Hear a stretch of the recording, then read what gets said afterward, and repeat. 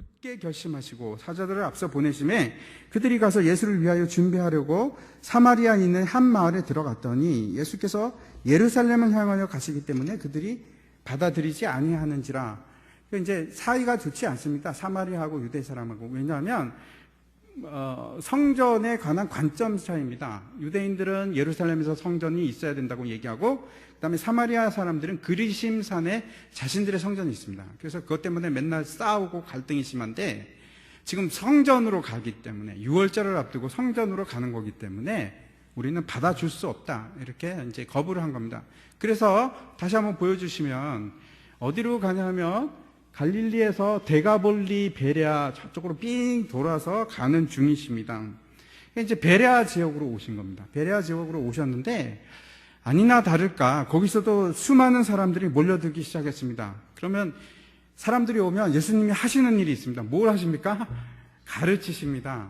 그 일이 이제 늘 항상 하던 일입니다. 근데 이제 그때 이제 문제가 생깁니다. 바리새인들이 예수님께 와서 질문합니다. 2절을 한번 보시기 바랍니다. 2절을 보면은 바리새인들이 예수께 나와 그를 시험하여 묻되 사람이 아내를 버리는 것이 옳으니까? 라는 이제 질문을 합니다. 잘 보십시오. 지금 바리새인이 궁금해서 묻는 겁니까? 네? 시험하고 있습니다. 예수님을 시험하시는 겁니다. 왜 시험을 하는가 하면은 상당히 이 시점에서 미묘한 질문입니다. 여러분들은 이제 바리새인이 예수님을 싫어하고 있고 서로 지금 바리새인과 헤롯 당이 예수님을 죽이려고 하는 걸 알고 계시죠. 이제 죽이려고 하는 상황인데 묻습니다. 왜 묻느냐 하면, 사람이 아내를 버리는 것이 맞습니까? 여러분은 어떻습니까? 제가 한번 묻겠습니다. 사람이 아내를 버리는 것이 맞습니까? 예? 곤란하죠? 곤란합니까? 사람이 아내를 버리는 것이 맞습니까? 버리면 안 되죠. 물건도 아니고 왜 버립니까? 버리는 것은 맞지 않습니다. 그게 우리 양심이 원래 처음부터 그렇게 얘기를 합니다. 그런데 율법적으로는 그러면 어떻습니까? 율법적으로는 약간 미묘합니다. 하지만 지금 세례 요한이 이 사건 전에 강력하게 이혼에 대해 아내를 버리는 사건이 있었습니다. 그 일을 강력하게 이제 물고 늘어졌습니다. 세례 요한이. 누군가 하면 헤롯 안디바입니다. 헤롯 안디바가 이제 에돔 사람이지 않습니까? 이 사람이 아주 포악한 사람인데, 그 아내가 아랍 여자였습니다. 아랍 여자하고 결혼해갖고 있는데, 동생 빌립이 처를 데리고 왔는데, 그 처 이름이 헤로디아인데 너무나 이쁜 겁니다. 그래서 동생을 일단 자기 아내를 쫓아냅니다. 버립니다. 버리고 나서 동생의 아내를 뺐습니다. 뺏어서 결혼하죠. 그래서 헤롯 안디바하고 헤로디아하고 결혼을 하고, 그 유명한 살로메 사건이 나서 세례 요한 목이 날아갑니다. 그 사건이 있은 후입니다. 지금 그 일이 있었던 겁니다. 그래서 만약에 지금 아내를 버리는 것이 맞다고 하면은 지금 누구의 공분을 사냐면 헤롯의 공분을 살 수밖에 없는 상황입니다. 그런데 모든 사람은 잘못됐다고 얘기를 하죠. 아내를 버리는 것은 잘못됐다고 누구부터 얘기했냐면 세례 요한부터 그렇게 얘기했고, 그 당시에 모든 사람들이 안디바가 잘못했지, 그렇게 하면 안 되지, 이렇게 하고 있는 상황입니다. 그래서 그거를 교묘하게 이제 올무로 잡기 위해서 예수님께 질문합니다. 어떻게, 당신은 뭐라고 얘기하겠습니까? 라고 얘기하는 겁니다. 여러분 같으면 이 상황에서 어떻게 답하는 것이 지혜롭다고 생각을 하시겠습니까? 곤란한 상황입니다. 예수님께서 직접적으로 대답을 하지 않으시고 이렇게 얘기했습니다. 모세는 너에게 뭐라고 명했는가? 모세는 율법을 대표하는 사람이죠. 그러니까 결국은 율법은 너에게 뭐라고, 이혼에 대해서 뭐라고 얘기하는가? 라고 묻는 겁니다. 같이 한번 성경을 찾아보도록 하겠습니다. 신명기입니다. 신명기. 앞에 나오니까 저걸 보도록 하겠습니다. 제가 읽어보도록 하겠습니다. 사람이 아내를 맞이하여 데려온 후에 그에게 수치되는 일이 있음을 발견하고 그를 기뻐하지 아니하면 이혼 증서를 써서 그의 손에 주고 그를 자기 집으로 내보낼 것이요. 그 아내는 그의 집에서 나가서 다른 사람의 아내가 되려니와 그의 둘째 남편도 그를 미워하여 이혼 증서를 써서 그의 손에 주고 그를 자기 집에서 내보냈거나 또는 그를 아내로 맞이한 둘째 남편이 죽었다 하자 그 여자는 이미 몸을 더럽혔은즉 그를 내보낸 전 남편이 그를 다시 아내로 맞이하지 말지니 이 일은 여호와 앞에 가증한 일이라. 너는 내 여호와 하나님께서 내게 기업으로 주시는 땅을 범죄하게 하지 말지니라. 좀 복잡하지요. 제가 정리해서 말씀드리겠습니다. 이런 겁니다. 아내에게 먼저 이혼 조건에 대해서 율법은 뭐라고 얘기하냐면, 아내에게 수치되어서 기뻐할 수 없으면, 내가 그 아내를 기뻐할 수 없으면 그냥 내보내지 말고 이혼 증서를 주라, 이렇게 얘기하고 있는 겁니다. 만약에 이제 아내를 내보냈습니다. 근데 그 아내가 다른 남자랑 결혼을 했습니다. 근데 그 결혼한 남자가 또 싫다고 이 여자를 또 버렸어요. 그러면 원래 원 남편이 그 여자를 데리고 와서 결혼하면 뭐가 되는 거라고요? 지금 간음이 됩니다. 만약에 그 여자가 버림을 받아서 갈 데가 없는데, 불쌍한 여자 아닙니까? 그죠?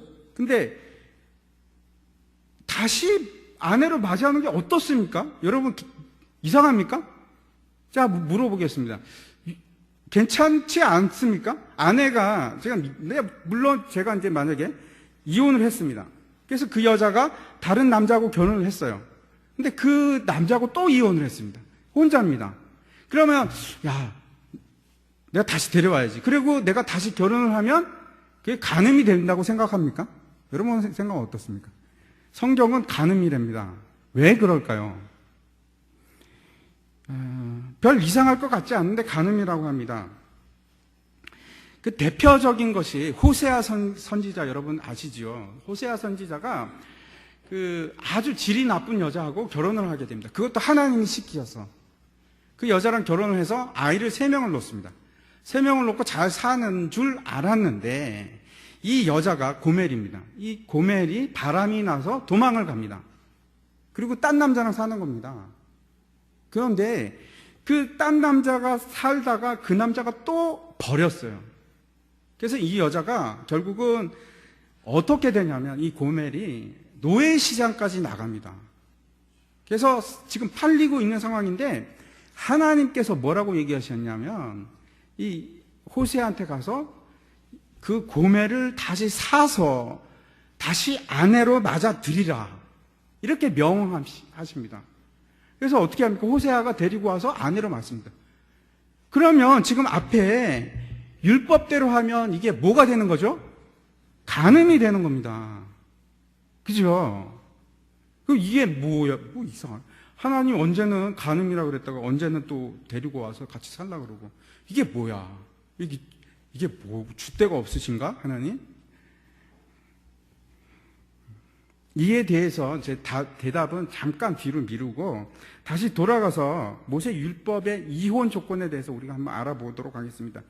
수치가 되어서 나한테 내 아내가 수치가 돼서 내가 도저히 아내를 기뻐할 수 없으면 이혼하라, 이혼 증서를 주라, 이런 단서가 있습니다. 이스라엘에 당시에 2가지 학파가 있습니다. 한번 넘겨보십시오. 샴마이 학파라는 거하고 그 다음에 힐렐 학파하고 2가지 학파가 양대 학파입니다.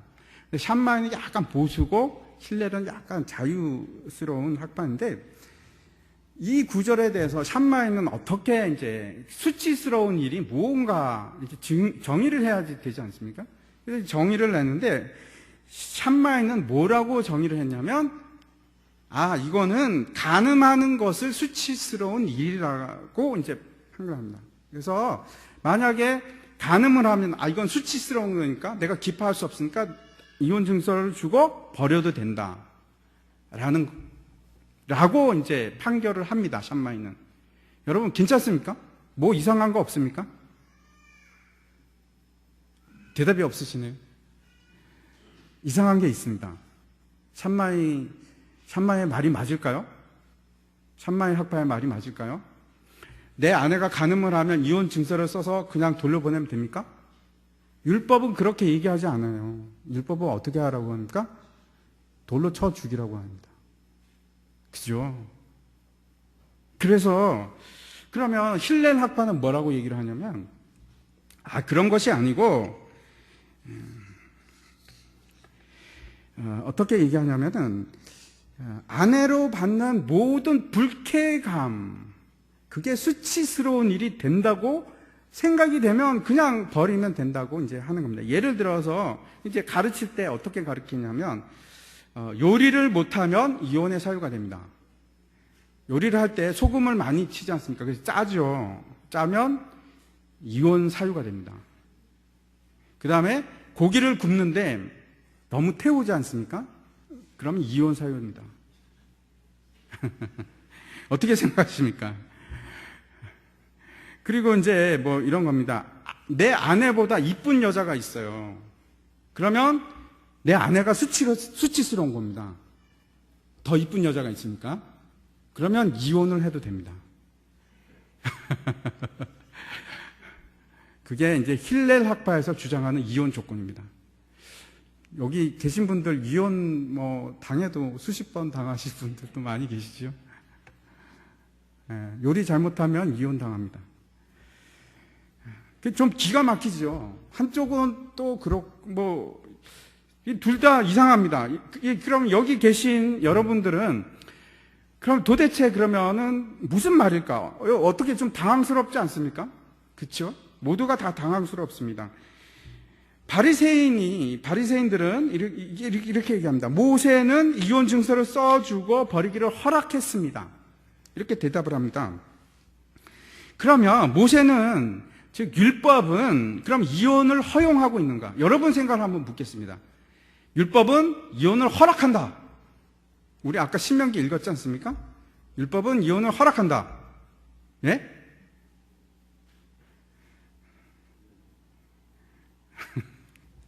곤란하죠, 대답하기. 예수님께서 그러면 뭐라고 말씀하시는지 한 5절을 보도록 하겠습니다. 예수께서 그들에게 이르시되 너희 마음이 완악함으로 말미암아 이 명령을 기록하였거니와, 이렇게 얘기합니다. 그러니까 무슨 얘기냐면, 모세가 갈라지려고 하면 이혼 증서를 써주라고 한 이유는 원래 이혼을 장려하거나 이혼을 허용하기 위해서 그런 것이 아니고, 사람들의 마음이 워낙 악하기 때문에, 완악하기 때문에 그랬다고 얘기를 합니다. 지금 당시에 여자는 사실 이제 인권이 별로 없습니다. 그렇지 않겠습니까? 우리가 지금 생각해도 우리 현대 여성들도 인권을 가지기 시작한 지 그렇게 오래되지 않았습니다. 그래서 당시에는 일종의 남자의 소유물입니다. 그래서 언제든지 버리고 싶으면 그냥 버리면 됩니다. 그 당시는. 그런데 지금 모세가 획기적인 얘기를 한 겁니다. 야, 그냥 버리면 안 돼.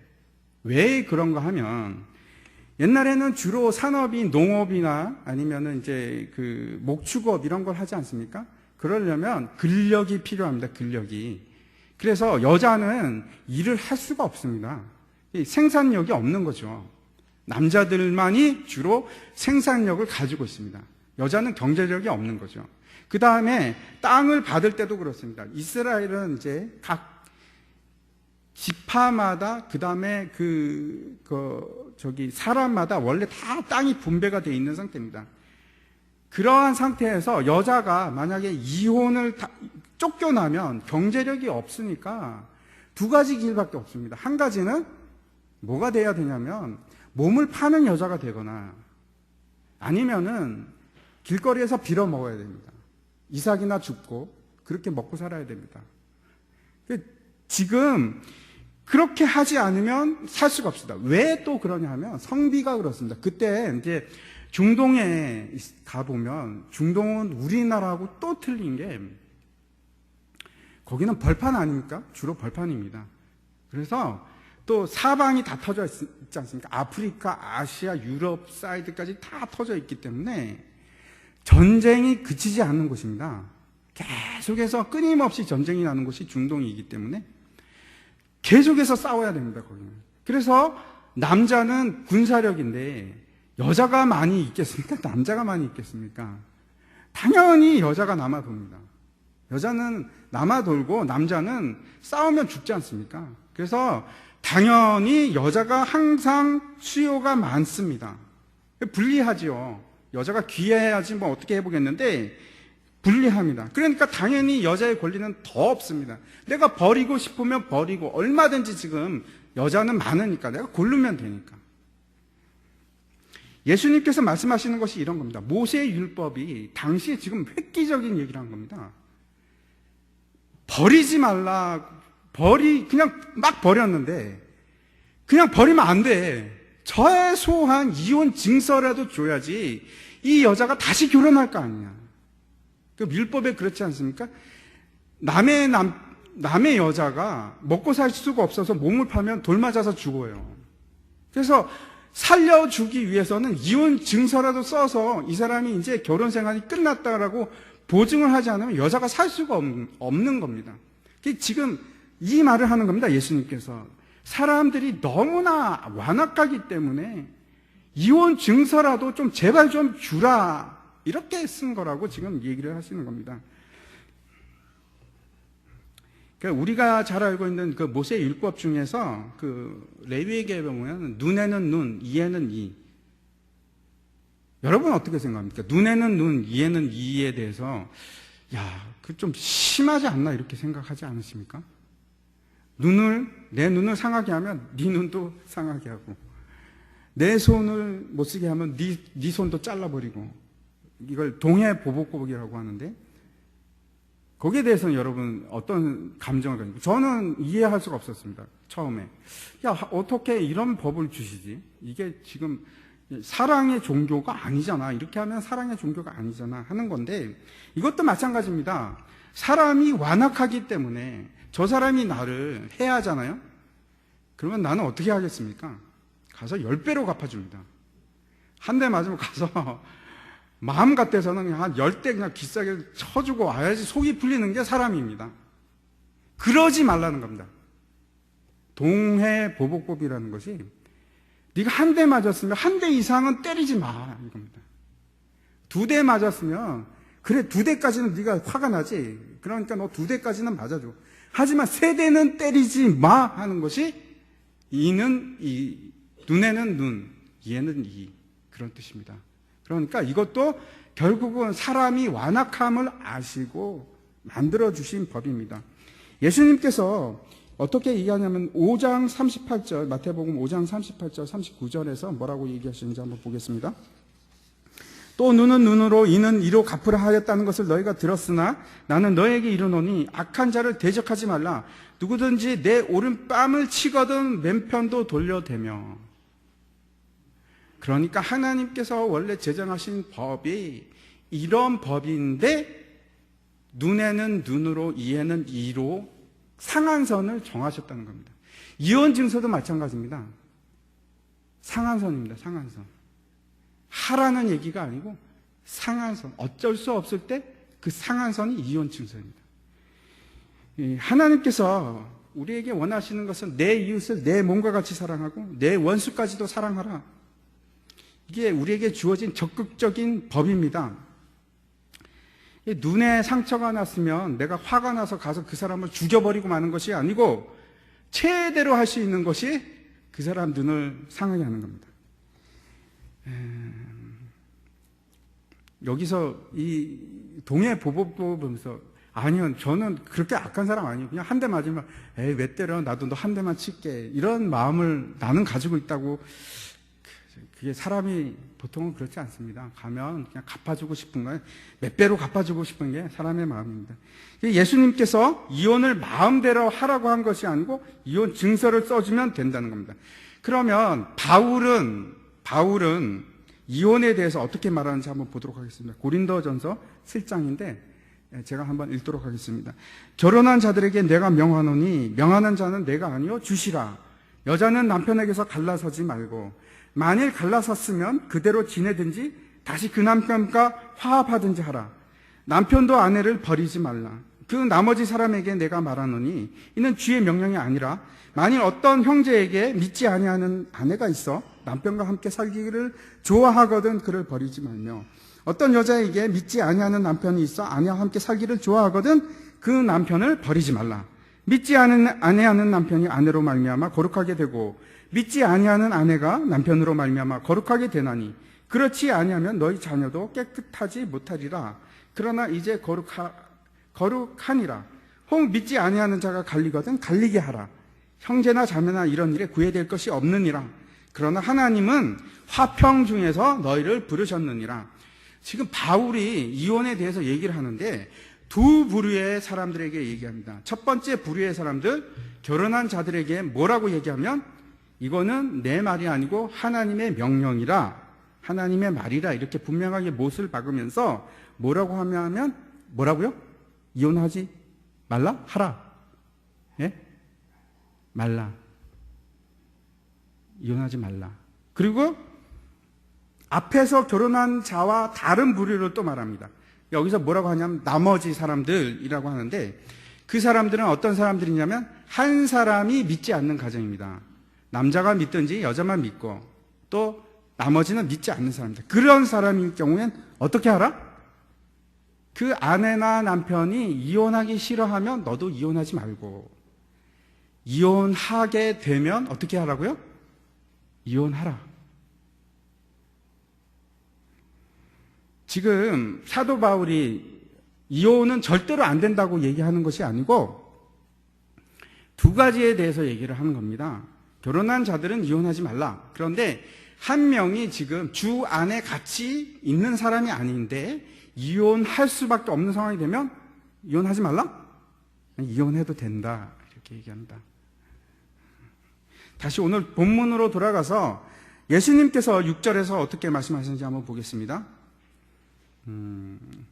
창조 때부터 사람을 남자와 여자로 지으셨으니 그러므로 사람이 그 부모를 떠나서 8절입니다. 그 둘이 한 몸이 될지니라.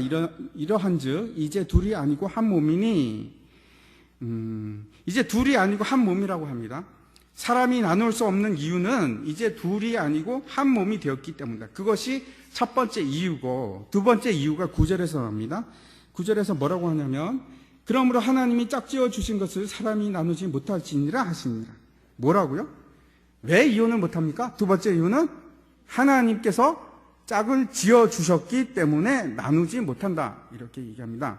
다시 말씀드리겠습니다. 결혼을 통해서 우리가 한 몸을 이루었기 때문에 그것을 인위적으로 나눌 수가 없다는 것이고 두 번째 이유는 그 짝을 지어 준 것이 사람이 아니고 하나님이기 때문이다. 이렇게 얘기를 합니다. 요거에 대해서 다시 제가 나중에 이제 보충 설명을 드리겠습니다.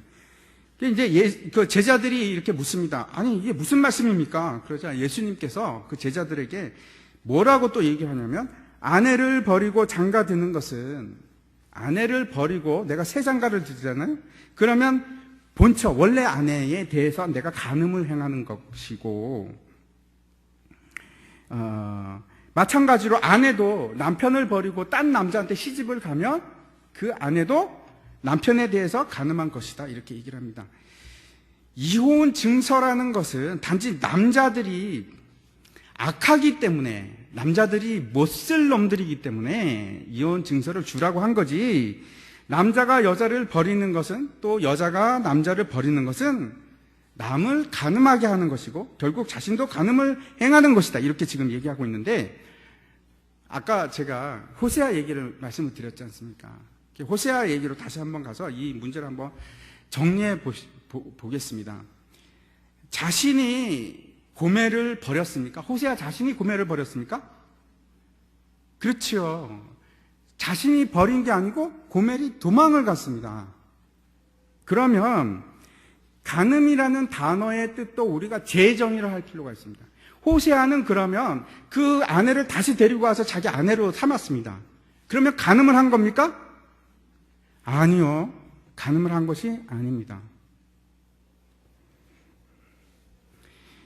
이 간음이라는 단어도 지금 여기서 말하는 것은 육체적인 관계를 얘기하는 것보다 훨씬 더 깊은 얘기를 하고 계신 겁니다.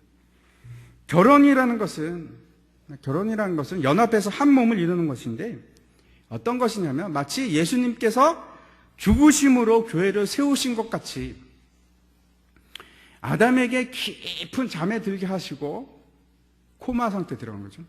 그리고 그 갈비뼈를 뽑습니다. 수술을 해서. 그리고 여자를 만들어서 한 몸을 이루게 한 것이, 그것이 바로 교회다라고, 결혼이고 교회다라고 얘기하는데, 에베소서 5장 31절 32절 말씀을 보도록 하겠습니다. 그러므로 사람이 부모를 떠나 그의 아내와 합하여 그 둘이 한 육체가 될지니 이 비밀이 크도다. 나는 그리스도와 교회에 대하여 말하노라. 한 남자와 한 여자가 결혼해서 서로 결합을 하게 되는 것은, 여러분, 그것으로 끝나는 것이 아닙니다. 이것은 엄청난 비밀을 가지고 있는 문을 열게 되는 놀라운 사건입니다. 지금 성경이 지금 그렇게 얘기합니다. 결혼이라는 것은 그냥 남자가 여자가 만나서 같이 사는 것이 아니고 놀라운 복음의 문으로 들어가는 길입니다. 출산이나 사귐이나 아니면 성적인 관계를 가지는 것이, 그것이 결혼을 말하는 것이 아니고, 잘 들으시기 바랍니다.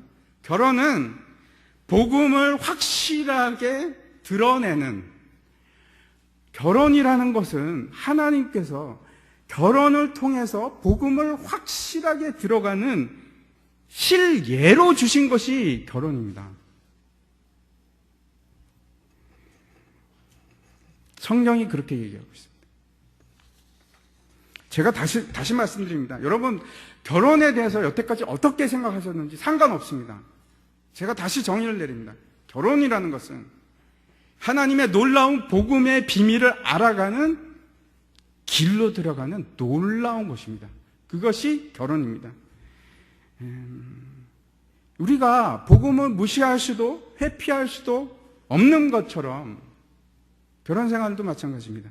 우리가 결혼 생활하는데 먹고 자고 살아가면서 무엇이 드러나기 시작해야 되냐면, 결혼 생활에서 드러나야 되는 것이 있습니다. 복음입니다. 남자와 여자 그 사이에서 생겨나야 되는 것이 있는데, 그것이 복음입니다. 그래서 우리가 결혼 생활을 가볍게 여길 수도 없고, 이혼도 마찬가지입니다. 결혼은 예수님께서 어떤 건지 생각을 잘 하시기 바랍니다. 결혼이라는 것은 예수님께서 그 교회를 위해서 자기 몸을 완전히 십자가에 버린 사건입니다. 그것이 결혼이라니까요. 그래서 남자가 여자를 사랑하기를 죽기까지 사랑하는 그 모습을 드러내는 장이 결혼입니다.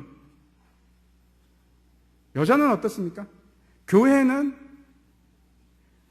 머리 대신 예수 그리스도의 몸이 되어서 주께 복종하는 것이고, 여자가 주께 복종하는 모습을 드러내는 것이 바로 결혼 생활입니다. 서로 복종하고 서로 사랑하는 것입니다. 뭘 드러내기 위해서? 하나님의 복음을 드러내기 위해서.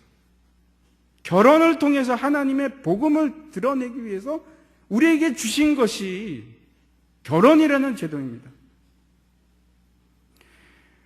예수님께서 교회가 밉다고 교회를 버리시겠습니까? 교회가 머리가 싫다고 머리를 잘라버리겠습니까? 예수님을 버리겠습니까? 불가능한 거죠.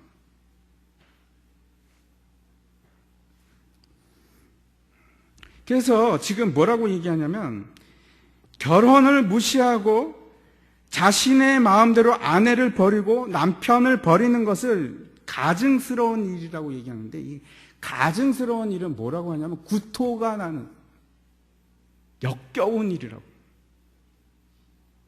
어떻게 예수님이 교회를 버릴 수가 있을까요? 교회가 예수님을 버릴 수가 있을까요? 그 버린다면 가증스러운 일이 되는 거죠. 지금 그 얘기를 하는 겁니다. 많은 사람들이 너무나 결혼할 때 경솔하게 자기의 고집대로 그냥 하나님의 뜻을 따라서 결혼하는 것이 아니고, 내 지금 현에서 불꽃같이 튀는 사랑 때문에 아니면 뭐 여러 가지 조건 때문에 하나님의 뜻하고 상관없이 결혼을 하는 겁니다. 많은 청년들이. 여러분은 어떤지 잘 모르겠습니다. 여러분이 결혼하실 때 하나님의 정말 뜻을 구하고 하나님의 짝을 기다리시고 결혼을 하셨습니까? 잘 모르겠습니다.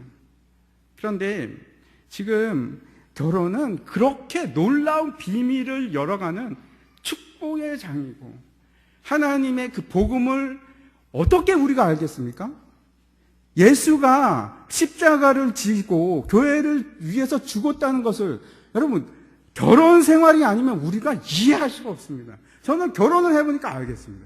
십자가를 왜 져야 되는지. 그렇지요.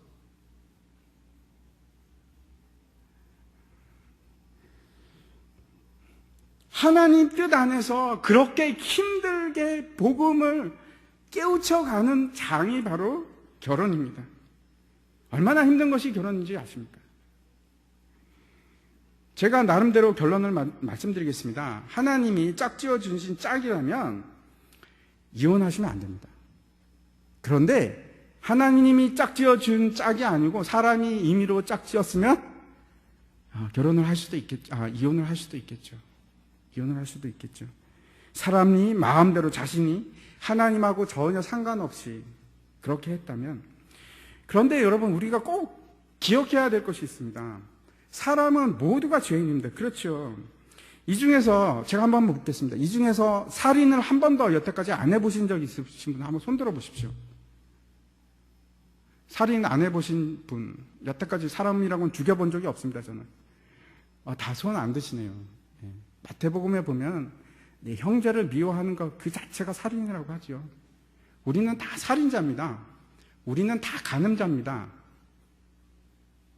이혼에 대해서도 그러한 잣대를 가지고 긍휼히 여기는 마음이 먼저 우리에게 있어야 됩니다. 우리도 똑같은 죄인입니다. 이혼했다고 해서 우리는 여전히 죄 가운데 있는 자처럼 보면서 흉을 볼 수 있는 존재입니까? 우리가? 살인자인데? 우리는 그럴 수 없습니다. 마찬가지이기 때문에. 우리도 마찬가지이기 때문에. 하지만 하나님의 뜻이 우리가 분명히 어디에 있는지 그건 알았으면 좋겠습니다. 오늘. 결혼은 우리에게 주신 복음의 통로입니다. 비밀한 축복입니다. 그래서 여러분 복음의 의미를 잘 생각하시기 바랍니다. 복음이라는 것은 여러분 은혜입니다. 서로 좋은 사람끼리 만나는 것이 아니라 환상이죠. 서로 좋은 사람끼리 만나는 것은 진짜 결혼을 모르는 환상을 꿈꿀 때 그렇게 하는 것이고, 결혼은 두 명의 죄인이 만나는 겁니다. 똑같은 두 명의 구제불능의 죄인이 만나서 복음을 이루어가는 것이, 그것이 결혼입니다. 자신을 부인하고 십자가를 지면서 점점 그리스도의 순결한 신부가 되어가는 것, 그것이 결혼입니다. 사람이 짝지어진 것은 제가 끝까지 말릴 이유가 없다고 생각합니다. 헤어질 수밖에 없을 수도 있습니다. 그러나 여러분 하나님이 짝지어준 거예요. 우리가 하나님 안에서 같이 결혼을 했지 않습니까? 그러면 여러분 나누시면 안 됩니다. 왜냐하면 우리가 참고 끝까지 이루어 나가야 될 복음이기 때문에.